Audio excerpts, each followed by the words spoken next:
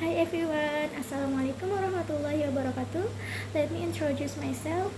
I am Najla Zara Khairunisa from study program Diploma 3 Midwifery Semarang. On this occasion, I will presentation about part of speech. First, kita bahas mengenai definisi. The Oxford Learner's Dictionary defines part of speech as one the classes into which words are divided according to their grammar, such as noun, verb, adjective, etc. Menurut Kamus Oxford Learners, mengartikan part of speech sebagai salah satu kelas yang membagi kata-kata menurut tata bahasanya, seperti kata benda, kata kerja, kata sifat, dan lain-lain. Nah, part of speech ini merupakan bagian yang paling mendasar dari kalimat dalam bahasa Inggris. Nah, part of speech itu terdiri dari 8 bagian. Yang pertama ada noun atau kata benda, yang kedua pronoun atau kata ganti, yang ketiga verb atau kata kerja, yang keempat adjective, kata sifat, yang kelima ada adverb, kata keterangan, yang keenam preposition, kata depan, yang ketujuh conjunction atau kata hubung, dan yang kedelapan interjection atau kata seru, atau dalam bahasa Inggris itu disebut ungkapan emosi. Nah, dari semua bagian part of speech, mari kita bahas satu persatu. Yang pertama kita bahas terlebih dahulu yaitu noun.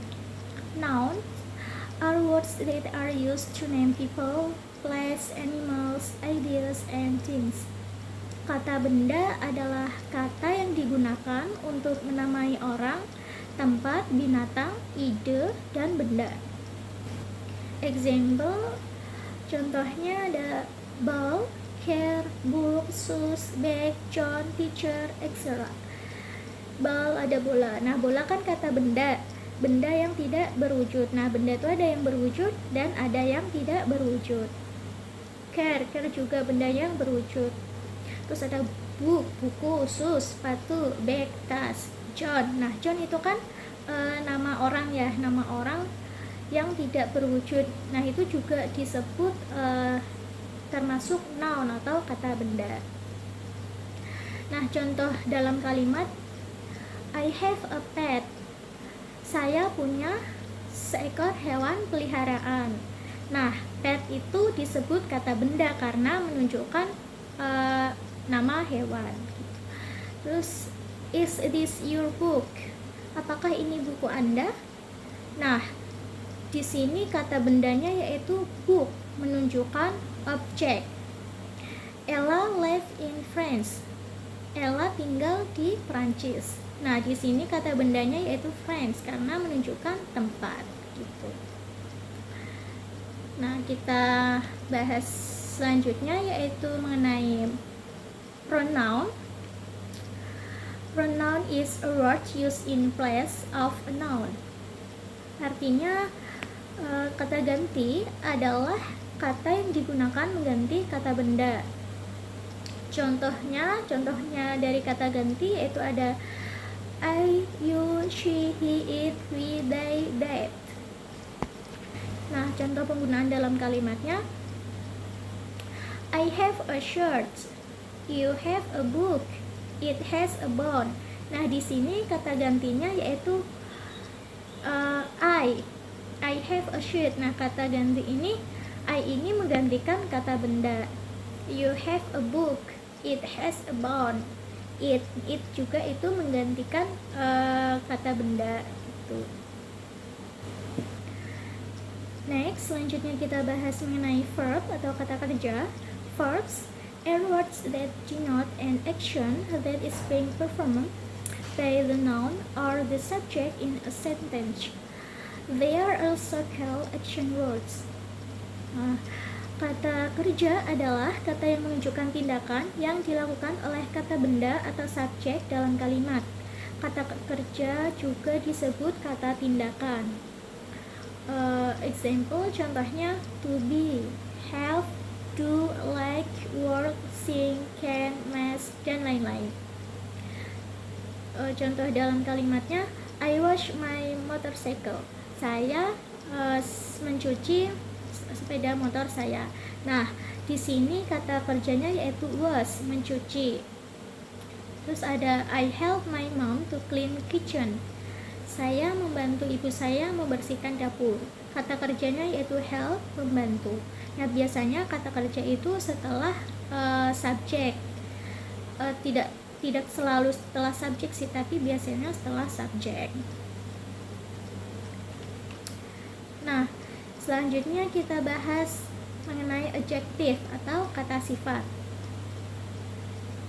Adjective are words that are used to describe or provide more information about the noun or the subject in a sentence. Kata sifat adalah kata yang digunakan untuk menjelaskan atau memberikan informasi lebih lanjut tentang kata benda atau subjek dalam sebuah kalimat. Contohnya good, bagus, ugly, jelek,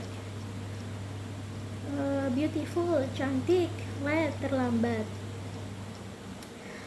Contoh dalam kalimatnya, Tahta is very handsome. Tahta sangat tampan. Nah, di sini kata adjektifnya yaitu handsome, tampan gitu. Nana is really beautiful. Nana benar-benar cantik. Nah, beautiful itu disebut kata adjektif atau kata sifat. I can buy an expensive car. Saya tidak bisa membeli sebuah mobil yang mahal. Nah, di sini kata sifatnya yaitu expensive, mahal gitu. Next, selanjutnya kita bahas mengenai adverb. Nah, adverb are words that are used to provide more information about verbs, adjective, and other adverbs used in a sentence. Artinya, kata keterangan adalah kata yang digunakan untuk memberikan informasi lebih lanjut tentang kata kerja, kata sifat, dan kata keterangan lain yang digunakan dalam sebuah kalimat. Example, contohnya yesterday, quickly, very, always, etc. Nah, adverb ini ada macam-macam. Ada adverb of time atau kata keterangan waktu, terus ada adverb of manner, kata keterangan cara, terus adverb of degree, kata keterangan derajat, adverb of frequency, kata keterangan frekuensi, dan adverb of place, kata keterangan tempat. Nah, dari contohnya tadi ada yesterday itu termasuk adverb of time, quickly adverb of manner, very itu adverb of degree, dan always itu adverb of frequency. And next kita masuk preposition atau kata depan. Preposition are words that are used to link one part of the sentence to another. Preposisi adalah kata yang digunakan untuk menghubungkan satu bagian kalimat dengan bagian lainnya. Example, contohnya in, out, beside, in front, below, opposite, etc. In, di dalam, out, di luar, beside, di samping, dan lain-lain. Nah, contoh dalam kalimatnya yaitu ada the book is on the shelf. Buku itu ada di rak. Nah, on ini disebut kata preposition atau kata depan.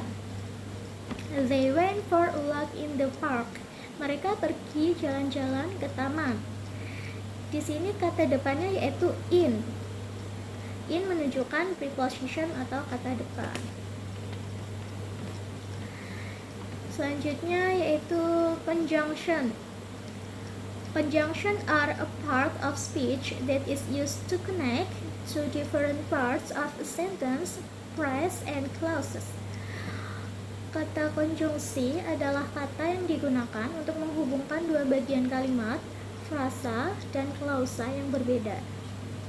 Example, contohnya ada and, or, for, yet, although, because, not only, etc. dan lain-lain. Nah, kata conjunction ini kata yang menghubungkan dua kalimat, frasa, atau klausa yang berbeda. Contohnya, she is small but strong. Dia kecil tetapi kuat. Do you want tea or coffee? Apakah kamu ingin teh atau kopi. Nah, di sini kata conjunctionnya yaitu ada but sama or. Nah, yang terakhir yaitu interjection. Interjection are words that are used to convey strong emotion or feelings. Artinya, interjection yaitu kata yang digunakan untuk menyampaikan emosi atau perasaan yang kuat. Contohnya ada oh, wow, well, hi, bravo, wah, dan lain-lain. Nah, contoh dalam kalimatnya, wah, you made a beautiful art. Wah, karya senimanmu indah sekali. Terus ada, you surprise me. Kamu mengejutkanku. Nah, ungkapan wah dan itu termasuk kata interjection atau kata ungkapan perasaan yang kuat. Nah, begitulah pembahasan mengenai part of speech. Kurang lebihnya saya mohon maaf. That's enough for this presentation. I hope it's useful for all of you. Thanks for your attention and see you. Bye bye.